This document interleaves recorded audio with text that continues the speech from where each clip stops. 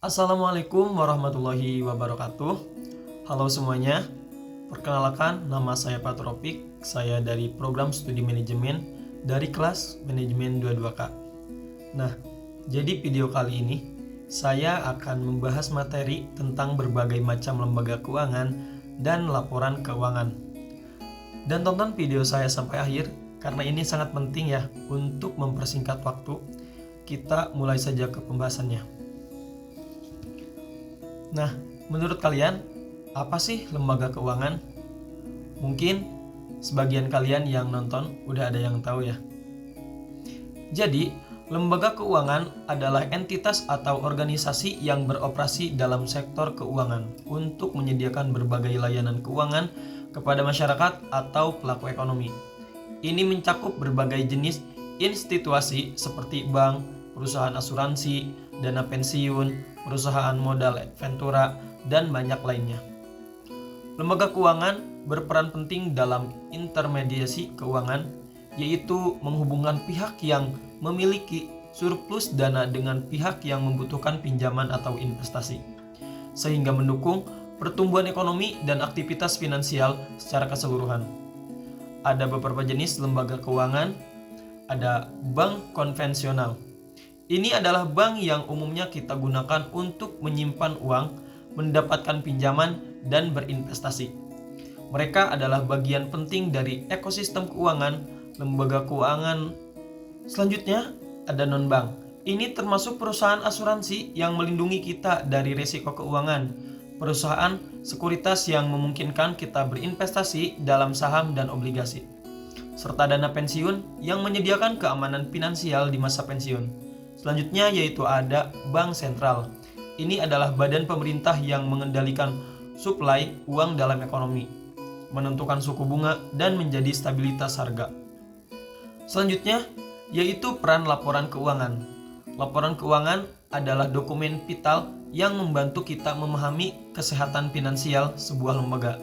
Mereka memiliki peran penting, yaitu sebagai transparansi. Laporan keuangan memberikan gambaran jelas tentang kondisi keuangan lembaga keuangan kepada pemangku kepentingan, termasuk pemegang saham, kreditor, dan pihak berkepentingan lainnya. Selanjutnya, yaitu sebagai pengambilan keputusan. Dengan data yang terdokumentasi dengan baik, manajemen dapat membuat keputusan strategis yang lebih baik untuk pertumbuhan dan berkelanjutan perusahaan.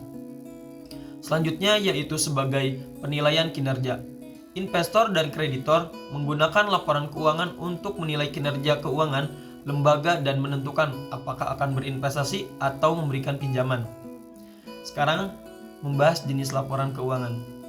Terdapat ada beberapa jenis laporan keuangan yang memiliki fokus yang berbeda. Yang pertama ada laporan laba rugi. Juga dikenal sebagai laporan penghasilan. Ini menunjukkan pendapatan, biaya, dan laba bersih perusahaan selama periode tertentu. Ini membantu kita melihat seberapa baik perusahaan menghasilkan keuntungan.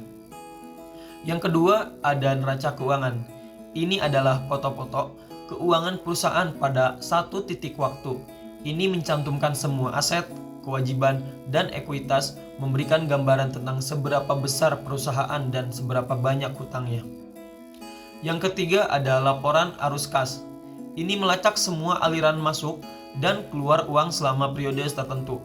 Ini membantu melihat bagaimana perusahaan mengelola arus kasnya. Yang terakhir ada laporan perubahan ekuitas. Ini menunjukkan bagaimana ekuitas pemegang saham berubah dari satu periode ke periode lainnya, termasuk tambahan modal, laba ditahan, dan lain-lain. Selanjutnya yaitu tentang pentingnya analisis laporan keuangan. Analisis laporan keuangan adalah proses yang krusial untuk memahami cerita di balik angka-angka ini. Menganalisis tren finansial membantu kita memprediksi masa depan, menilai resiko dan potensial imbal hasil adalah kunci bagi investor. Memahami strategi perusahaan melalui laporan keuangan membantu kita melihat visi jangka panjangnya. Mungkin cukup sekian penyampaian materi dari saya. Semoga apa yang telah saya jelaskan tadi bisa bermanfaat buat kita semua dan menambah wawasan juga. Akhir kata dari saya, wassalamualaikum warahmatullahi wabarakatuh.